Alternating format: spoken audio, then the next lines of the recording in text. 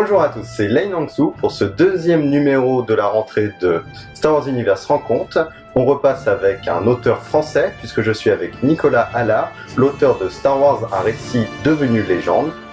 Bonjour Nicolas. Bonjour Adrien. Avant toute chose, peux-tu nous parler un peu de toi, ton parcours, ton niveau de fanitude par rapport à Star Wars, ce genre de choses qui mènent à écrire ce genre de livre. Donc je m'appelle Nicolas Allard, j'ai 31 ans, je suis professeur agrégé de lettres modernes et docteur ès-lettres. J'enseigne en classe préparatoire littéraire et scientifique. Et concernant ma passion pour Star Wars, je suis un grand fan de la saga depuis l'âge de 13 ans. J'ai découvert la saga en allant voir La Menace Fantôme au cinéma.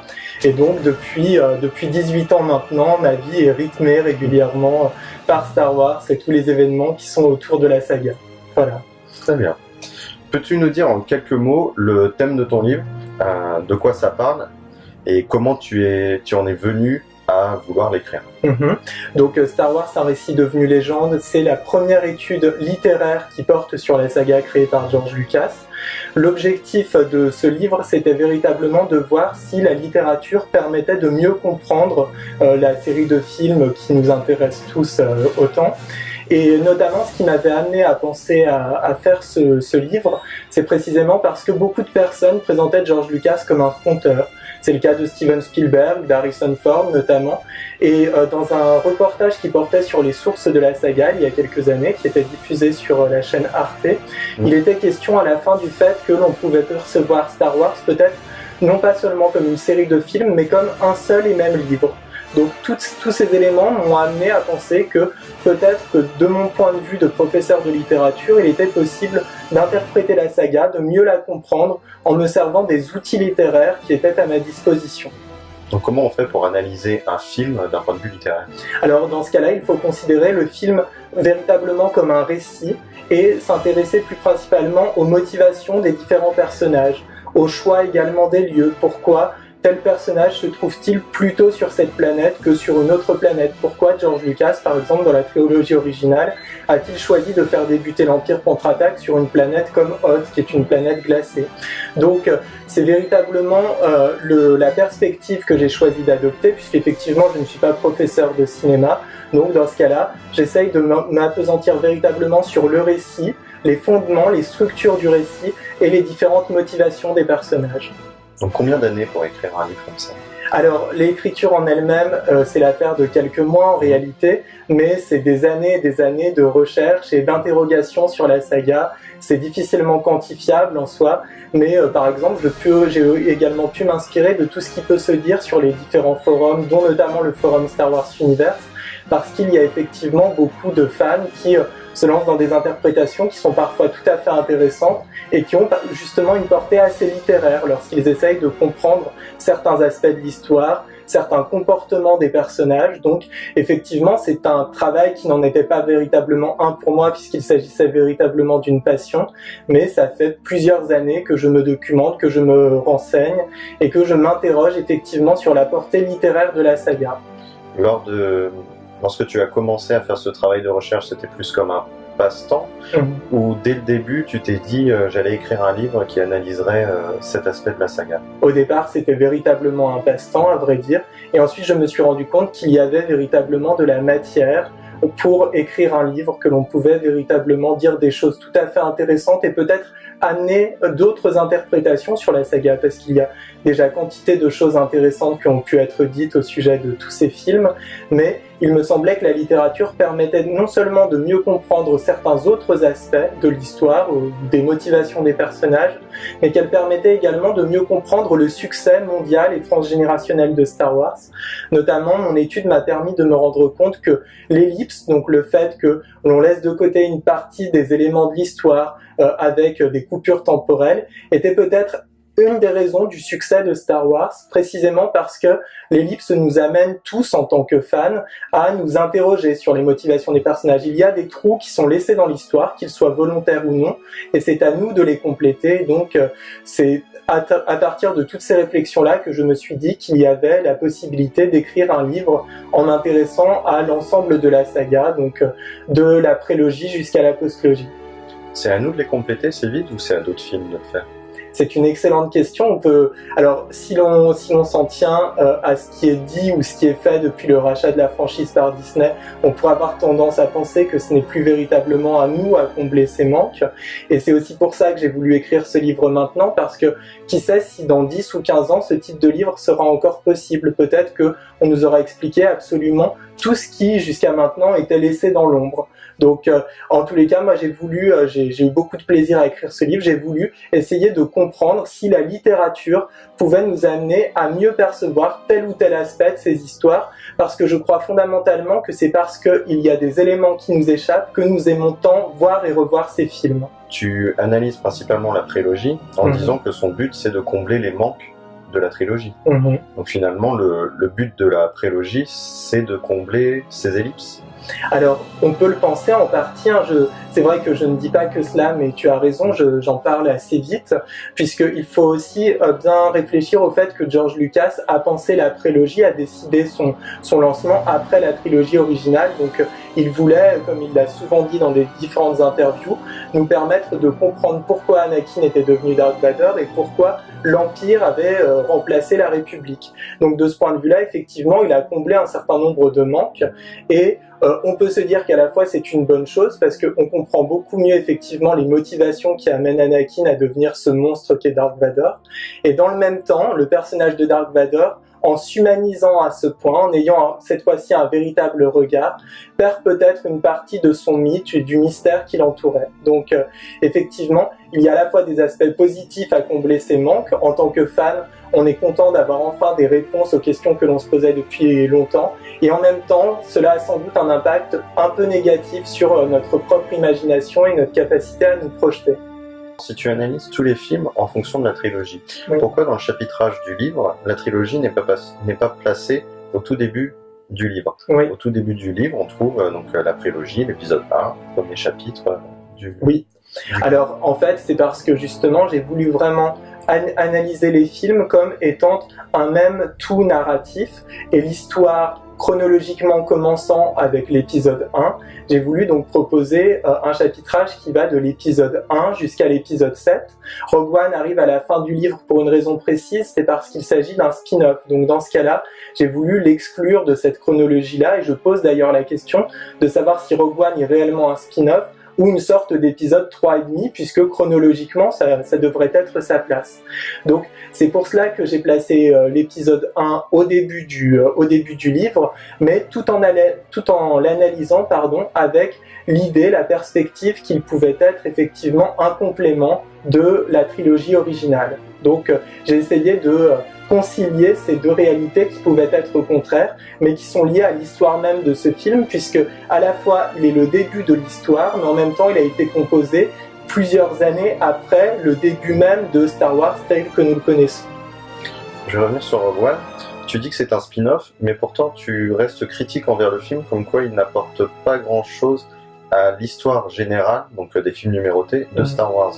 Dans ce cas-là, pourquoi à la fois le juger en tant que spin-off et dire qu'il apporte pas grand-chose à l'histoire, on va dire, des Skywalker, des épisodes numérotés? Alors en fait, justement, c'est parce que je me pose la question, je n'ai pas voulu trancher, c'est-à-dire qu'à la fois, je me rends compte qu'il y a certains aspects de Rogue One qui en font un spin-off, et notamment, je pense que ce sont les personnages qui établissent Rogue One comme spin-off. Effectivement, les Skywalker sont extrêmement secondaires, on voit un peu Leia, mais à la toute fin du film, un peu Dark Vador, mais lui aussi est un personnage assez secondaire, et en même temps, les personnages de Rogue One ont vocation à ne pas être présents dans les autres épisodes de la saga, puisque la très grande majorité des personnages principaux meurent à la fin du récit. Or, dans les Star Wars classiques, traditionnels, les personnages sont des personnages évolutifs. Les personnages que nous découvrons dans l'épisode 7, nous allons continuer à les suivre dans l'épisode 8 et a priori également dans l'épisode 9. Donc de ce point de vue-là, Rogue One, on ne peut pas véritablement dire que c'est un épisode 3,5 de la saga Star Wars.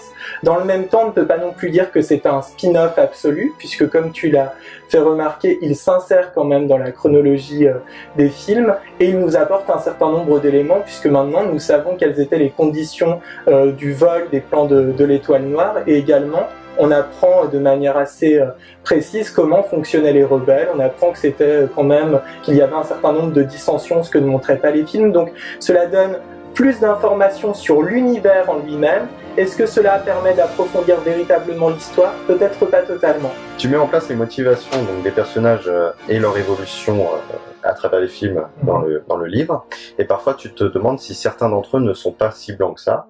Donc un exemple assez frappant dans ton livre, c'est le personnage d'Obi-Wan, où tu remets en question ses motivations au moment donc de la mort de l'oncle et de la tante de Luke. Est-ce que tu peux nous expliquer un peu tout ça? Oui, donc effectivement, je pose la question. Hein. Je ne dis pas que c'est la vérité, mais effectivement, je me pose la question des motivations d'Obi-Wan dans l'épisode 4, précisément parce que on peut se dire que ce Jedi qui est exilé depuis si longtemps sur Tatooine, qui donc doit être désormais très puissant dans la Force, puisque notamment il arrive à faire corps avec elle, comme on le voit dans cet épisode, comment n'a-t-il pas perçu le fait que l'oncle et la tante de Luke, qui n'étaient pas non plus sur une autre planète, étaient à ce moment-là en danger? Est-ce qu'il n'y a pas de sa part une volonté réelle, forte, de garder Luke avec lui pour le mettre face à son destin, sachant que le jeune homme refusait le destin héroïque qui était le sien?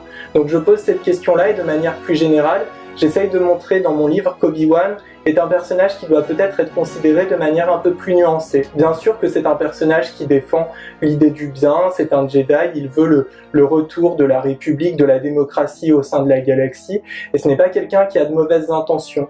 Mais il a tendance finalement à avoir peut-être un côté un peu machiavélique, dans le sens où pour lui la fin justifierait les moyens. Il ne faut pas oublier qu'il ment à Luke pendant une partie importante de la trilogie originale. On peut parler d'un mensonge.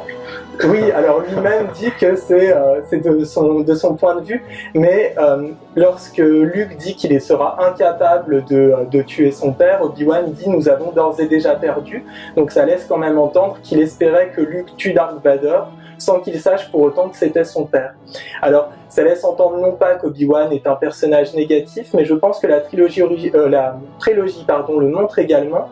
Obi-Wan est avant tout un Jedi, ce n'est pas un personnage qui peut-être correspond totalement à l'idée que l'on peut se faire de l'humanité moyenne, et son objectif c'est avant tout effectivement que la démocratie, la République soient maintenues, que les Sith disparaissent, quitte à ce qu'effectivement il y ait certains sacrifices humains, si je puis dire, qui soient faits entre-temps. Donc il n'hésite pas bien sûr à blesser Anakin au moment de leur duel, précisément parce qu'il est devenu un Sith dans l'épisode 3, et il n'hésite pas à demander à Luke de tuer celui qui est son père dans la trilogie originale.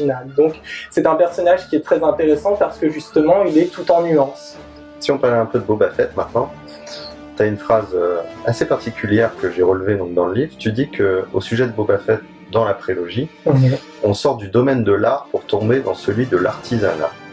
Est-ce que tu peux nous expliquer un peu ce que tu voulais dire? Oui, alors là j'ai repris une opposition qui existe en philosophie entre l'art et l'artisanat. L'œuvre d'art, c'est celle qui est censée être unique, originale, qui n'a pas d'équivalent.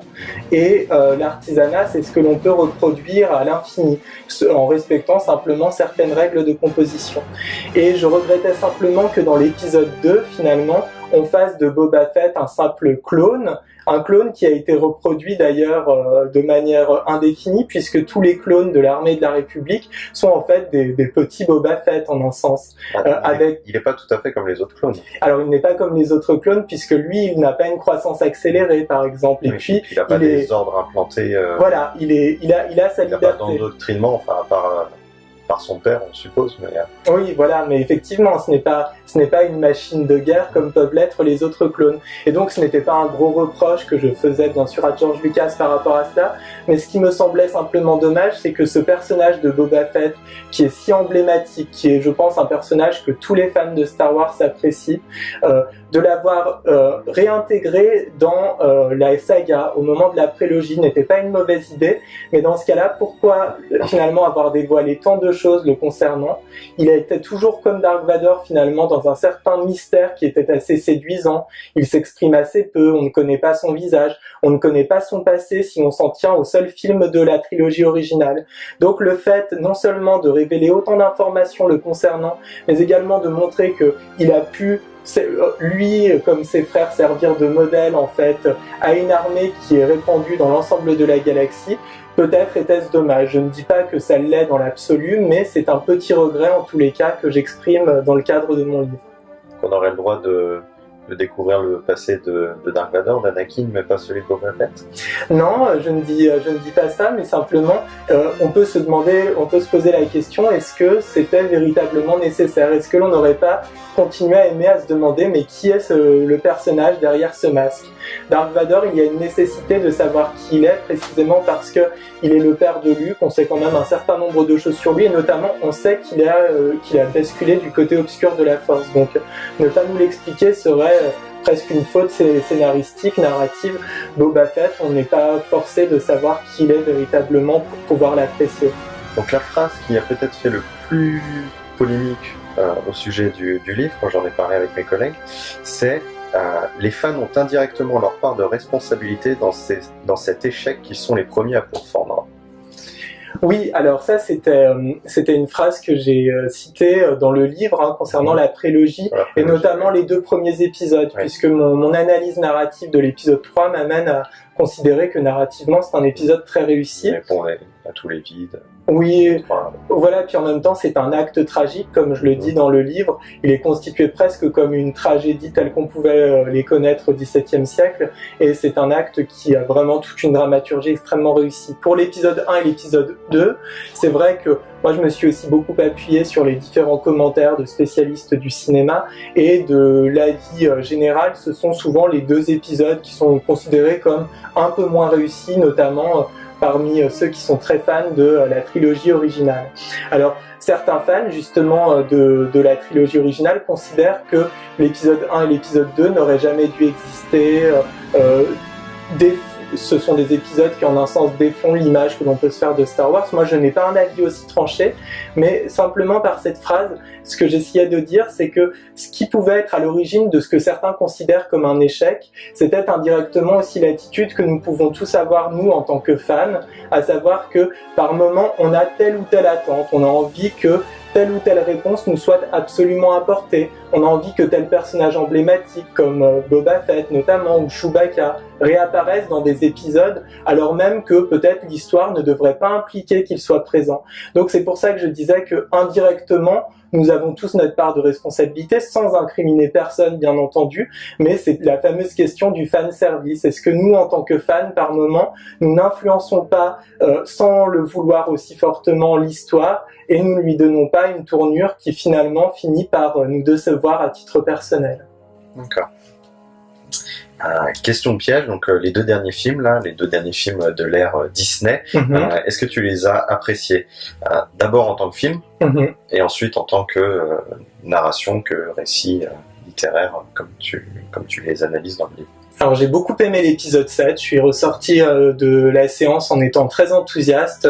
Je trouvais que les nouveaux personnages étaient vraiment intéressants. J'aimais bien l'idée que l'on confie le rôle principal de Jedi à une femme. J'ai trouvé que c'était une excellente idée. J'ai moins aimé Rogue One, que j'ai trouvé très divertissant, mais qui m'a moins plu sans doute parce que je suis vraiment sensible aux films qui relèvent véritablement du canon Star Wars et non pas à la dimension spin-off qui est celle de Rogue One. En tant que récit ensuite, quand j'ai été amené à les analyser, l'épisode 7, effectivement, je reprends la critique qui lui est souvent adressée, à savoir que ce n'est pas un épisode très original. Il y a un certain nombre de codes, qu'ils soient visuels ou narratifs, qui sont directement repris de la trilogie originale et qui sont quand même plutôt décevants. Il y a certaines facilités scénaristiques dont, a priori, Abrams aurait pu se passer au moment où il a écrit avec Kasdan ce film. En revanche, je trouve que c'est quand même un film qui est tout à fait intéressant d'un point de vue narratif, précisément parce que il y a beaucoup de personnages qui ont un potentiel évolutif très important, que ce soit Rey, Kylo Ren ou même Finn. Phasma, oui, exactement, qui est un personnage effectivement assez creux pour le moment. Et puis, ce qui est très intéressant, c'est que d'un point de vue narratif, on retrouve totalement ce procédé de l'ellipse qui me semble être au cœur de la trilogie originale, à savoir que actuellement, il y a beaucoup de questions qu'on peut être amené à se poser sur cet épisode 7. On n'a pas trop. Qui est Rey, par exemple. Et est-ce que le principe de l'ellipse n'a pas été poussé à son maximum pour l'épisode 7 ? Alors oui, effectivement, on peut se poser la question. Le bilan que je fais de l'épisode 7 d'un point de vue narratif, c'est de dire que c'est un épisode que l'on pourra véritablement juger simplement après l'épisode 8 et l'épisode 9. Est-ce que finalement les ellipses qui sont proposées dans l'épisode 7 sont bienvenues et est-ce qu'elles vont donner lieu à un traitement satisfaisant dans les 2 prochains films, ou est-ce qu'au contraire elles sont trop nombreuses? Je pense que le principal problème peut être le personnage de Snoke par exemple. D'après ce que l'on en sait actuellement, son background n'a pas été trop travaillé pour l'épisode 8, en s'inspirant de ce qui avait été fait pour l'Empereur dans la trilogie originale, sauf que l'Empereur, il était question de lui dans la trilogie originale, il n'y avait pas un arrière-fond informatif très important, et là il y a quand même plus de 7 épisodes qui ont déjà été proposés au cinéma, donc on ne peut pas considérer que Snoke est quelqu'un qui vient de nulle part comme ça. C'est en plus peut-être incohérent avec l'idée de prophétie qui est énoncée dans l'épisode 1. Concernant Rogue One, dès que j'ai analysé le film, je considère que c'est un film donc qui est d'un point de vue narratif un très bon divertissement, qui apporte d'un point de vue informationnel des idées tout à fait intéressantes sur les rebelles, leur fonctionnement. Ensuite, effectivement, il relève véritablement d'un point de vue narratif d'un spin-off. En l'occurrence, moi je suis très sensible véritablement à l'idée de personnages, d'évolution des personnages, et ce qui m'a manqué lorsque j'ai analysé justement Rogue One, c'était cette dimension-là, le fait que on sent que Jyn Erso par exemple et que Cassian Andor peuvent évoluer, peuvent devenir des personnages intéressants, et on les fait mourir. Alors il y a une audace narrative bien sûr, puisqu'on ne trouve pas ça dans les autres Star Wars, que les personnages principaux meurent dès le premier film, mais en même temps ça peut créer une certaine frustration. Donc voilà, mon avis sur Rogue One est nuancé. Je n'ai pas le même enthousiasme, que ce soit en tant que spectateur ou en tant qu'analyste littéraire, sur ce film que sur l'épisode 7. Et que penses-tu du fait de combler certains des vides, certains des manques, ces ellipses, avec des œuvres de l'univers étendu, donc c'est-à-dire des romans, des bandes dessinées ou des séries de télé, plutôt que des films? Alors moi je trouve que l'idée est intéressante, et de toute façon elle répond à une envie de Star Wars qui est très importante chez les fans. En tant que fan de Star Wars, on a toujours envie effectivement de découvrir de nouvelles choses sur la saga que l'on aime tant, et les films ne sortant que tous les 2 ans désormais, c'est quand même long d'attendre 2 ans, donc il faut bien qu'entre-temps on nous donne un peu de matière. Donc je trouve que c'est plutôt positif. Je dirais qu'il y a 2 problèmes, 2 écueils principaux avec cette nouvelle idée, et notamment cette idée du story group où tout doit être maintenant un tout autonome et cohérent. Tout d'abord, c'est de laisser peu de place à l'imagination, puisque dans ce cas-là, si on a réponse à tout en achetant ces différents textes ou supports visuels, on risque de ne plus avoir véritablement cette attitude qui vise à nous demander ce qui se passe entre les films. Et le deuxième écueil principal, c'est la cohérence, c'est-à-dire que est-ce que le story group est capable véritablement d'avoir un regard très précis, très attentif sur l'ensemble des publications, et ne court-on pas le risque qu'il y ait soit des incohérences, soit qu'il y ait certaines œuvres qui soient vides de sens, c'est-à-dire qu'il y a une volonté de ne pas révéler ce qui se passe dans les films qui vont être réalisés prochainement. Donc on fait une histoire sur un personnage, mais ça tourne un peu en rond. Donc je dirais que c'est une bonne chose que cela existe, et je pense que de toute façon la passion qui existe pour Star Wars à l'échelle mondiale fait que on était obligé que l'histoire continue par d'autres supports que les films. C'était véritablement une nécessité, mais peut-être gagnerait-on à avoir une production un peu plus réduite pour que les œuvres soient de meilleure qualité et plus cohérentes avec l'histoire des films. Enfin, d'autres projets Star Wars ou sur la culture populaire? Alors sur Star Wars, pas dans l'immédiat, peut-être une fois que l'épisode 8 et l'épisode 9 seront sortis. Ce qui m'intéressait en écrivant ce livre, c'était justement d'avoir un point de vue sur la trilogie originale, la prélogie, mais également sur la saga depuis le rachat par Disney. Est-ce qu'il y a une évolution forte de la saga ou pas? Donc pas de projet Star Wars dans l'immédiat, même si j'ai eu un immense plaisir à écrire ce livre parce que je reste un très grand fan de la saga. Par contre, j'ai d'autres projets en littérature et pop culture, puisque c'est un nouveau créneau que j'ai essayé de lancer avec ce livre. Ce qui m'intéresse justement, c'est de montrer que les œuvres de pop culture ont une dimension littéraire, méritent notre intérêt, alors que parfois elles sont dénigrées par une certaine intelligentsia qui considère que ça ne mérite pas du tout qu'on s'y intéresse davantage. Et parmi ces prochains projets de littérature et pop culture, j'aimerais faire une étude de la saga Game of Thrones, donc à laquelle je commence à travailler pour une publication peut-être l'année prochaine ou dans 2 ans.